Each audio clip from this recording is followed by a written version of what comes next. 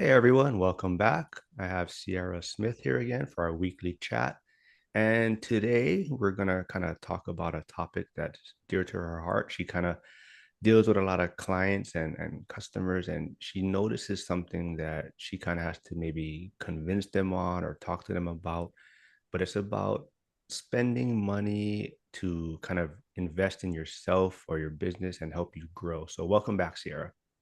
Hey, thanks for having me. And I'm definitely excited to speak to that point because I do often have to talk to clients about paying to play and, what the value of the services I offer, how that's going to bring in a return for them and save them time and save them money. And, my biggest driving point is typically that by the time that my services are finishing, you will have earned back any money that you invested in my services. And not only that, but you will have the time back, the time savings that you were spending trying to do all of the stuff yourself for using free versions of tools and stuff like that to do it cheap or do it yourself. That having all that time back on your plate and now having things like automated, like the return on that is definitely worth the investment in the services. So I give that pitch a lot because I think people are really hesitant because a lot of things that they want to do at the beginning of their business, they feel like they can do themselves or they can wear all those, hats themselves. And when really their time is better spent, doing whatever creative endeavor that they're pursuing. Before we kind of go too deep into this, why don't you kind of refresh my audience's view of kind of what services you provide? Sure. So I graphic design services, marketing services, um, digital content, social media management. I provide lots of just kind of, especially for creative business owners, like a lot of the things that, if they're designing a product, I can help them with, creating the listings and the marketing strategies around those products. I help real estate agents create tools that help get their time back. So help automate and answer questions that they get, as well as like lead magnets for them so that, they have some downloadable content where they can, collect email addresses or social media accounts. So that they get leads and then they have like these resources to kind of direct people to so that they're not constantly answering the same questions over and over.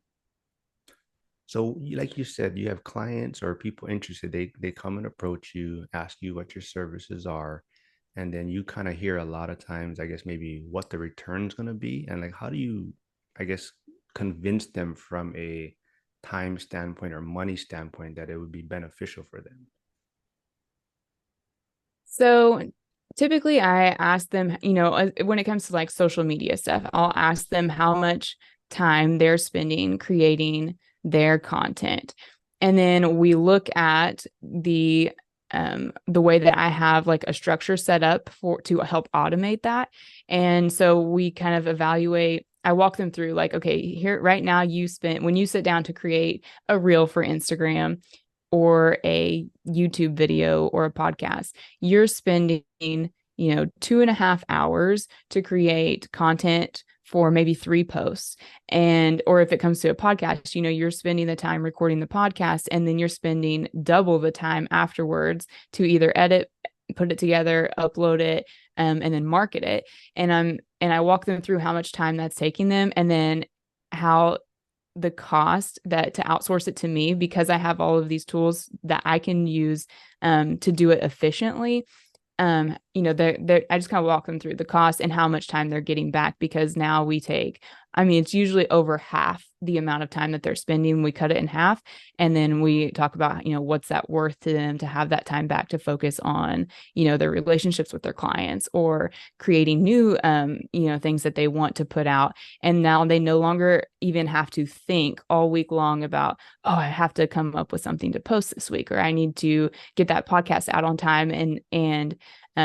Yeah, so that's kind of, we just walk through the details of like their specific situation. And I would say at this point, like I don't even necessarily have people approach me. I typically approach people who I feel like are producing a lot, and I can tell that it's taking their time. And so I usually approach people who I feel like need my services, and then I start to justify like how much time do you want back, and what are you willing to invest, and we kind of just work out the details because every situation is unique based on what people are wanting to do.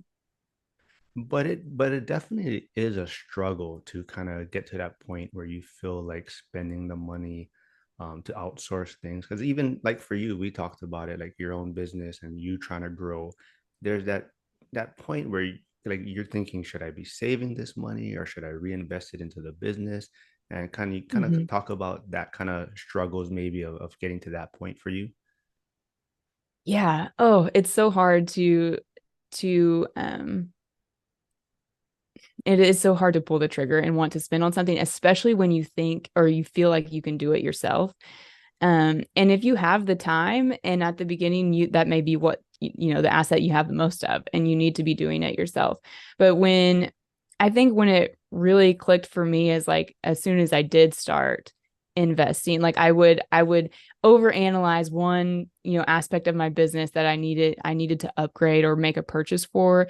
And I would finally, save up enough where I had the margin to do it. And then I would easily see how much time I got back and how much creativity and I could, produce on the back end of that because I wasn't waiting for my computer to load for 20 minutes, on a big graphic. I could get it done in 3 minutes. And then I had time to make, 12 graphics in the same time I was making one. And so it was getting to see that return for myself where I realized like, okay, this really is worth the money I'm spending into it because now my production is just exponential from what I was able to do before. Yeah, I think that's the same kind of point I'm at, and I struggle with is figuring out, where my time is best spent, and that's kind of like you touched on it, it's about kind of the return on the money you spend and how much time you can save. And like for me right now, I think part of it is I enjoy doing different things and kind of learning, I guess maybe the basics of it. But Mm-hmm. definitely at some point, yeah, you're gonna want to outsource because you can only do so much, in 24 hours, and you do gotta have time to relax and focus on certain things. But for me, it's right now, it's like kind of learning the basics so I understand. So if someone, if I work with someone like you and you present me something, at least I have a somewhat understanding of maybe what you're trying to reference to and have a basic Mm-hmm. knowledge of it. So I think that's super helpful. But I definitely like the saving time aspect of it because there's certain things that maybe aren't worth your time to do it yourself, right? Mm-hmm. Yeah. And I mean, for anyone out there who's, trying to get into, social media management or helping getting marketing clients or doing coaching as far as like or coaching and consulting for small businesses, I think, the best place to find people are in the comments saying, yeah, I hate making thumbnails. I'm like, I message you and I say, like, are you ready to outsource, your thumbnail making? Or I hate doing the video editing. I'm like, I have a streamlined process. Like all you have to do is upload your video to my Google Drive and I'll edit it and have it ready for you to post on time. And then you're never late posting your videos. So I'm like, it's easy for me to find leads as far as that goes because people love complaining about the parts they don't like to do. And so I can easily find people to pitch the services to. And then, yeah, then it is a matter of like, well, what return do you want? Are you wanting more time back or are you wanting, do you want to learn how to do it yourself faster? Because I can also just, we can do a consult and I can show you, how to walk through the process of editing and making all of these things and what tools to use that will make it easier for you. So there's lots of different avenues there. But it is, yeah, I think once you do spend the money and see what you get on the back end of it, it's kind of you start to realize this whole, you need to pay to play kind of mentality. And even with like I recently started my Rover account, which is pet sitting, right, as kind of another side hustle to do. And even then, like you have to pay for your background check at the front end. So you can't even get a profile without paying for your background check.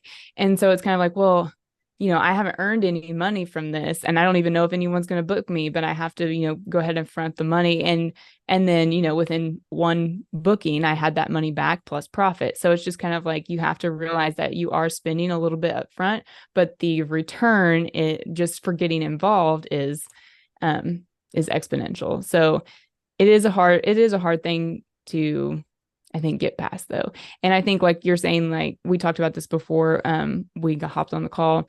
You don't want to be in this save mode and you feel like, even with your kids, like you can't spend, money on some of the, I guess, more frivolous activities. And I think it's a really good exercise to list out the goods and services that are most valued by you and not necessarily ones that are considered, not a necessity, but the ones that are most valued. And you might realize that, like, oh, I really don't care if I have, disposable like paper plates and paper towels. Like I can actually use, hand wash my dishes because I would rather spend the money on coffee out. And that's more valuable to me. So I think doing that exercise where you can pick and choose the things in your life that you want to splurge on and the areas that really don't matter as much to you where you could save the money.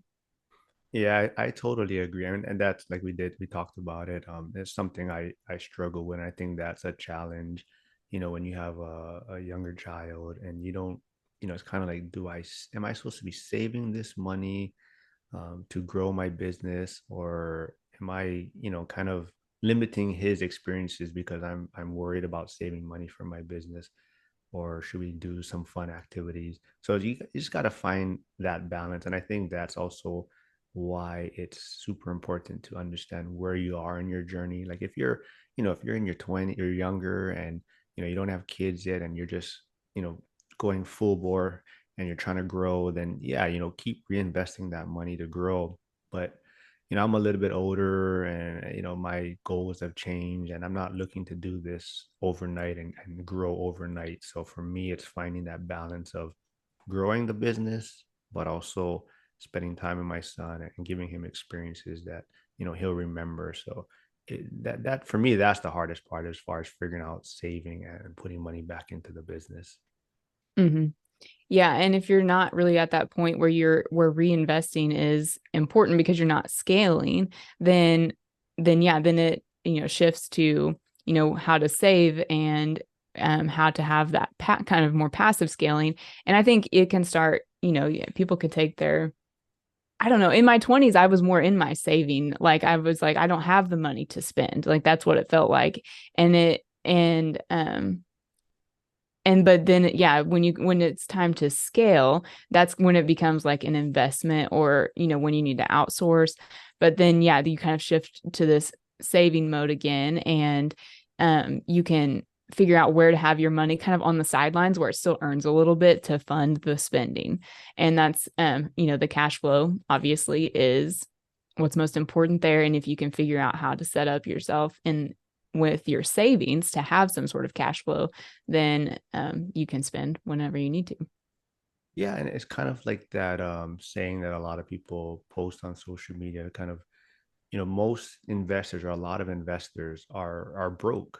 I mean, right? They're investing money in assets and investments that generate cash flow or whatnot. But you talk to them on a daily basis as far as maybe spending money. They may not have a lot of cash on hand or in the bank account. It's just constantly being reinvested into other assets. That's so true because I feel like I think I even posted this somewhere, maybe on Threads, weeks ago, but that we have, more money than we've ever had before. And I feel more poor or more broke, definitely cash broke, than I ever have before. And it's just kind of like, oh, well, do you want to go out and eat dinner? I'm like, no, like and whereas before, when, that was kind of like the one thing that we did, we had a little extra cash, we would go out to eat. And so yeah, it is a little bit difficult, but now we make more big ticket purchases and we just really are I don't know, we are very tight when it comes to the small things. Like we don't do a lot of little purchases that add up. And I think yes that we found that's what works best for our budget is just like we can make sure that we keep our necessities, pretty strict. And then we make more big ticket purchases, which seem to have a better return on investment. Quality over quantity. I definitely would throw that out there. That's something I wish I would have done better at in my 20s is purchasing quality items, and not having to replace them in the long run. That's kind of where I, not dilemma, but like the new iPhone is coming out, right? And Right, right. I have iPhone 12, so it's kind of like, do I need to or want to upgrade? Like, because I do so much work on my phone, Yeah, it's like, okay, what's the trade-off here? And so that's, like you're saying, it's the quality that you're getting and where you're putting your money. So now I got to figure out, is it worth upgrading my phone? Is it going to save me time? And is it going to actually provide me that much benefits? exactly. That's how I felt with my MacBook purchase. And, I knew that with my PC, I was not able to, render and put out content as quickly. And it did take a while. And I knew one of the clients I have now that they would take me on to do their services, but I knew that if I offered my services, I would need to be able to have a better turnaround time than I could do with the PC that I currently had. And so I went on the front end and bought a MacBook before I took on the client. And but then it went seamlessly, and I've already, earned the money back to pay for the MacBook. And so it's just kind of like it's, where is that investment going to really serve you well? And I think you have to think those things through. And it's not about, like, oh, you don't need that $5 coffee, or you don't need that $35 gym membership. It's really about what you need to flourish and prioritizing, those things that you value, and then really reining in on the things that are pointless to you, and making sure that you're not spending money on cable TV if that really doesn't matter to you, and that you are getting a gym membership instead if that's something that's going to help you. Yeah, I totally agree. But yeah, I kind of want to also touch on, like you were saying, you're making so much, you have more money now from your rentals and whatnot, and you just feel broke. And I totally feel the same way. And it's funny because people, they always go, man, you have all these rentals, you should have all this money. Why are you driving this old truck?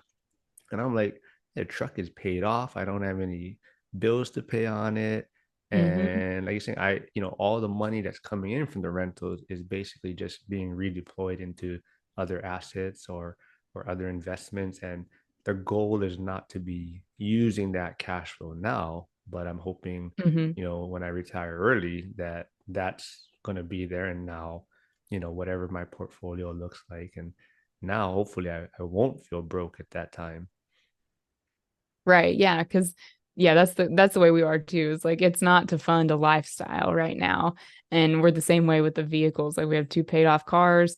One of them is the car I bought in college, and they both I think are about, I think one's almost at 300,000 miles and the other one's over 200,000 miles. Like, but we're just, you know, making it do. And it is kind of weird. I'm like, man, people would probably not think. I was telling this to my brother. I was just like, I get in my car and it doesn't have an air conditioner right now. The one of them. I was taking my son to class, and I just had to tell myself the whole way there. I'm like, the reason I have an investment property is because I'm willing to drive this car. And I have to just remind myself that that was the financial decision I made. And one day that will pay off. And hopefully in retirement, like that is the retirement plan. Right. So, but yeah, it's a tough reminder sometimes to that, we're sacrificing like the lifestyle right now in order to be able to invest. Ooh, the no AC would be tough It's though. I rough. think, yeah, that might have to splurge there. I don't know. That's a tough Yeah. one.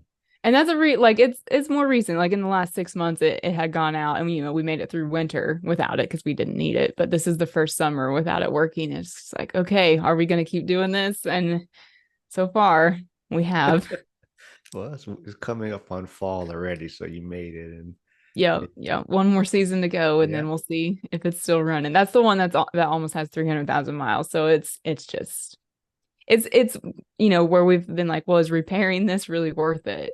Or are we just going to put this money, in a savings for to get another vehicle whenever the time is right. But man, used vehicle prices are up so high that I'm just like, I don't want to go through that whole process. So, anyways, we're making do. Yeah.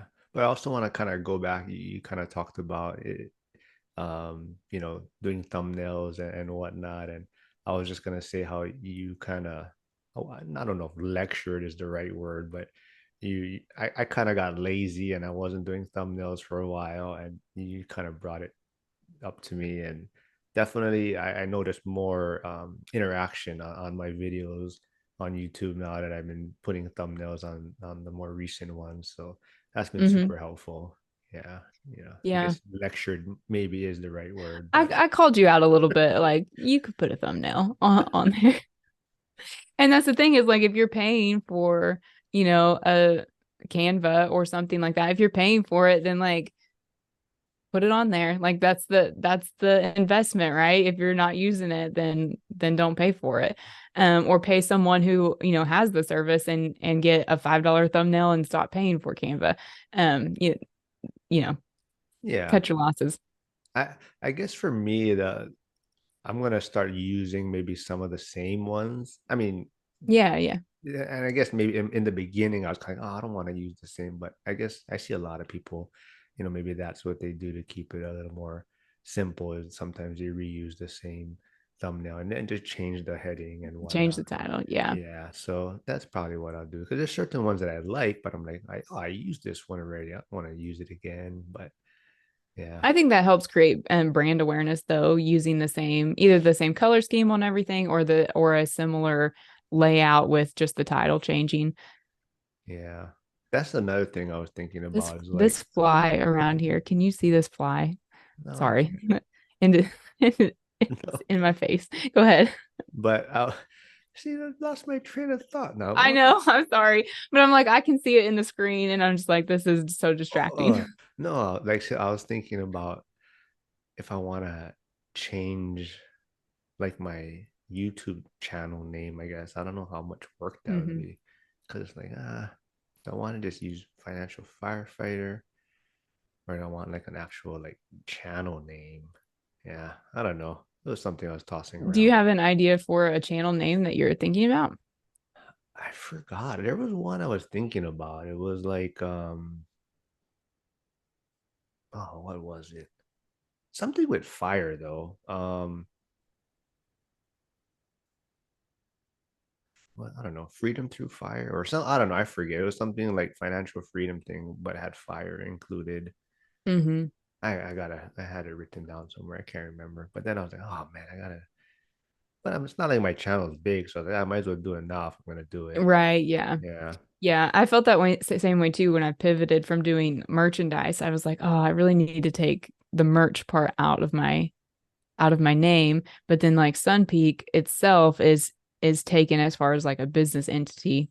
So I need to have so I don't know. I've been that way too, where I'm like, I'm not sure really what direction to go with that. But I would love to have everything the same across all platforms. Um, but I haven't pulled the trigger on doing a whole full rebrand on everything. yeah. I think a lot of it you just kind of change and grow as things go along, and you figure out what works for you. But Hmm. definitely, I think like you Well, your kind of, brand awareness is great because when you tag me in something on Instagram, if my son's on my phone, he'll be like, "Oh, the firefighter messaged you," so like he knows that it's you whenever your little image pops up. So, I mean, I feel like if a 6-year old is like on it as far as like who's out well, there. well, yeah, because he's gonna have a brand soon, right? Wasn't he gonna, or he Oh wants? yeah, he does have a channel set up, but we have not made a video Uh, for it. we, yeah, we we go back and forth on if he's even allowed, to be on YouTube. yeah. So, I think my son he wants to. Well, I've been showing him a lot of like the toy.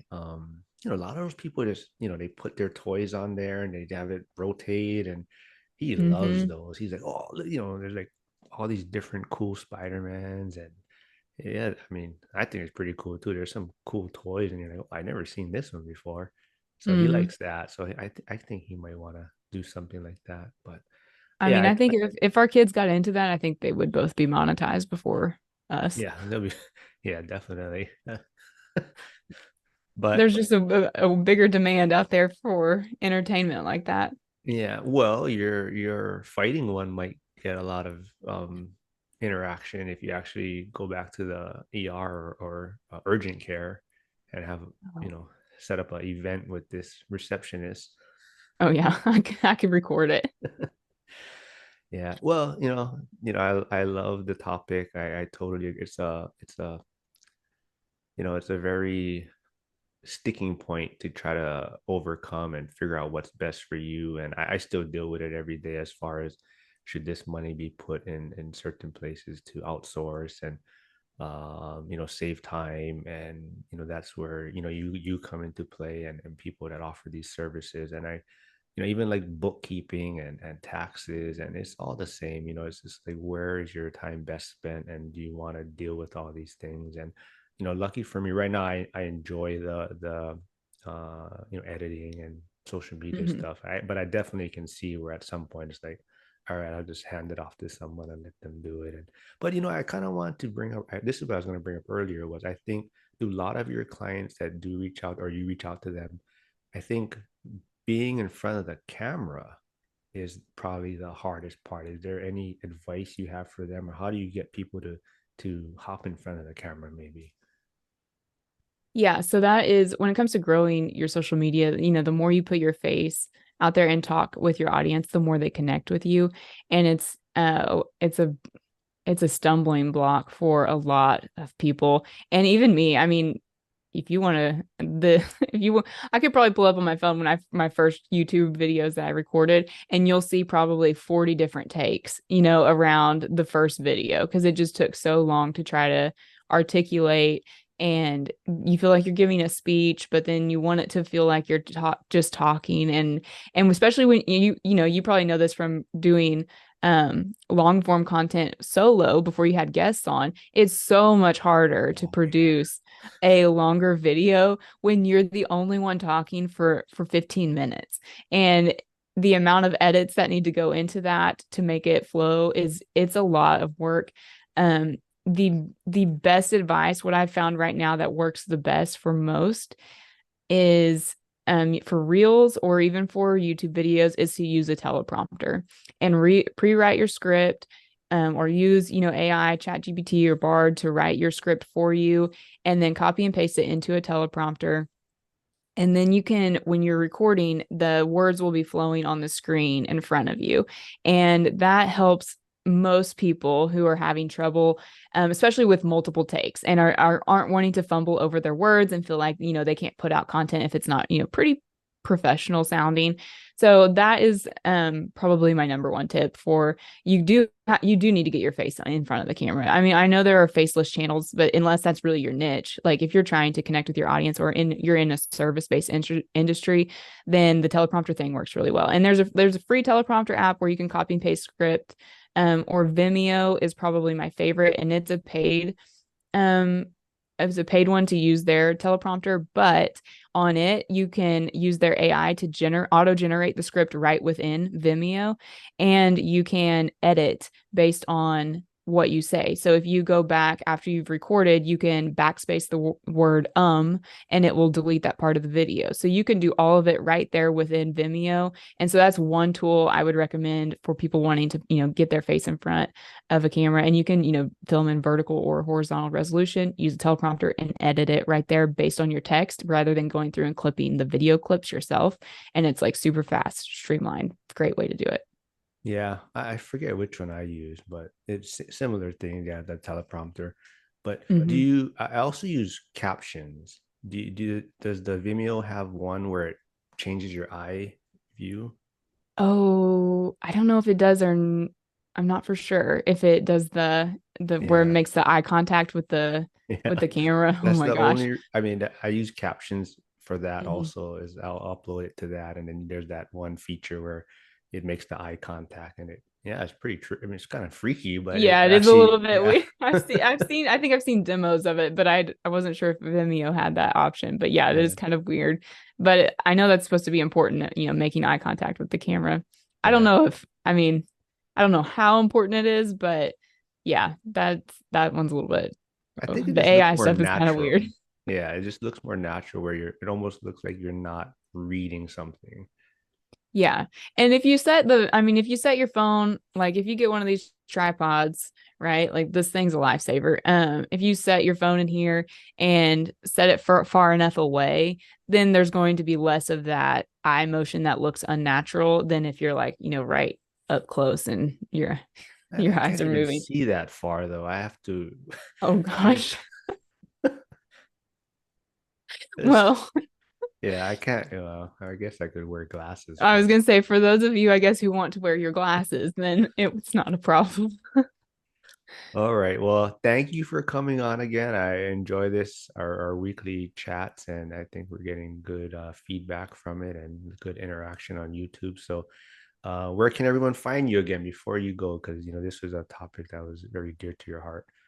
Yeah, you can follow me on Instagram at Sunpeak Official, as well as on X at Sunpeak Official, and on YouTube at Sunpeak. Yeah, so reach out to her so she can, save you time and you can get your stuff outsourced and all your social media content. But we'll be back next week. Thank you. Bye.